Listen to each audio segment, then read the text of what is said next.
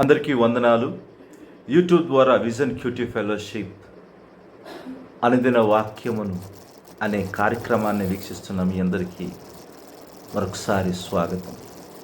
మనము కీర్తనల నుంచి ధ్యానాలు చేసుకుంటున్నాం. నేడు మన ధ్యానం కోసం ఏర్పాటు చేసుకున్న వాక్య భాగం ఏమనగా కీర్తనలు 119, 145 నుంచి 160 వచనం వరకు.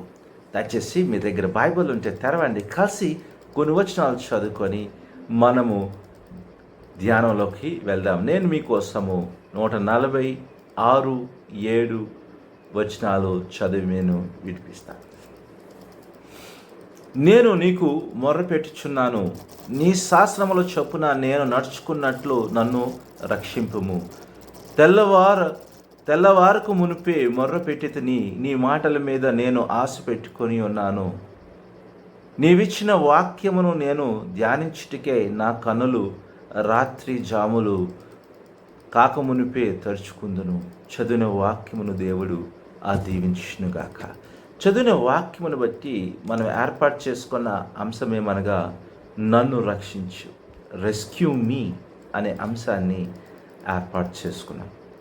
ఈ వాక్య భాగ సారాంశాన్ని మనం గమనించినట్లయితే కీర్తనకారుడు తన బాధల మధ్యలో దేవుని వాక్యమును పట్టుకోవడంలో కదండి, దాని యందు నిలబడటంలో చాలా కష్టపడుతున్నాడు కదండి. అతను తన వాక్యాన్ని హృదయపూర్వకంగా ఏ విధంగా పాటించాలో త్వరగా రక్షించమని దేవుణ్ణి ఆయన కోరుతున్నట్లుగా మనం చూడగలుగుతున్నాం. ఉదయాన్నే లేచి కన్నీరుతో ఆయన ప్రార్థించాడు మరియు రాత్రంతా మేలుకొని దేవుని వాక్యాన్ని ధ్యానం చేస్తూ తన మోక్షం కోసం ఎదురు చూస్తున్నట్లుగా ఇక్కడ కీర్తనకారుడు తన హృదయాన్ని వ్యక్తపరుస్తున్నాడు కదండి.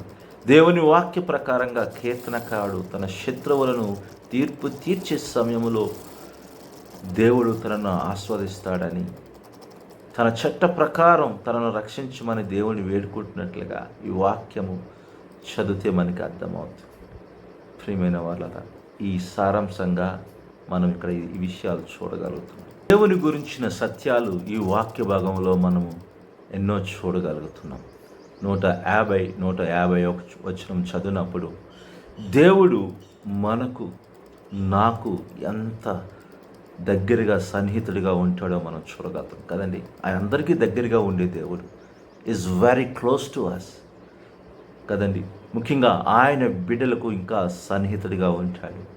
మనకి ఎంత బాధ కలిగినా, చెడు కలిగినా, లేదా ఎన్ని మనకి అడ్డు వచ్చినా, మన శరీరము బాధలతో కృంగిపోయినా దేవుడు మనకి అండగా ఉంటాడు అనే సత్యాన్ని ఈరోజు వాక్యాన్ని ధ్యానం చేస్తే మనం చూడగలుగుతాం. దేవుడు అండగా ఉండే దేవుడు, ఆయన బిడ్డలకు అండగా ఉండే దేవుడు. ఆనాడు ఇశ్రాయేలీయులకి ఏ విధంగా అండగా ఉన్నాడో నేడు నీకు నాకు అండగా ఉంటాడు కదండి.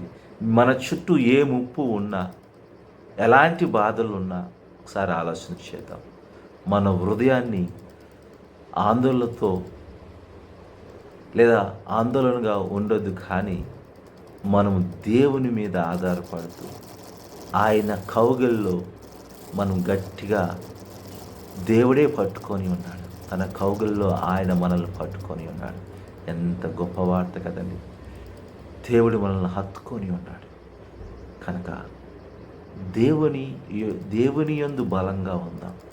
అదే విషయాన్ని దేవుడు మనకు చూడదు. దేవుడు మనల్ని వదిలిపెట్టే దేవుడు కాదు, ఆదుకునే దేవుడు, మనల్ని బాధల నుంచి విడిపించే దేవుడు మనకు నేర్పే పాఠము ఈ వాక్య భాగం నుంచి మనం చూసినట్లయితే 147, 148 వచనాన్ని మనం ధ్యానం చేసినప్పుడు కష్ట సమయంలో మనం వాక్యమును మరింతగా లోతుగా ధ్యానం చేయాలి, వాక్యాన్ని వెతకాలి, వాక్యాన్ని స్మరించాలి.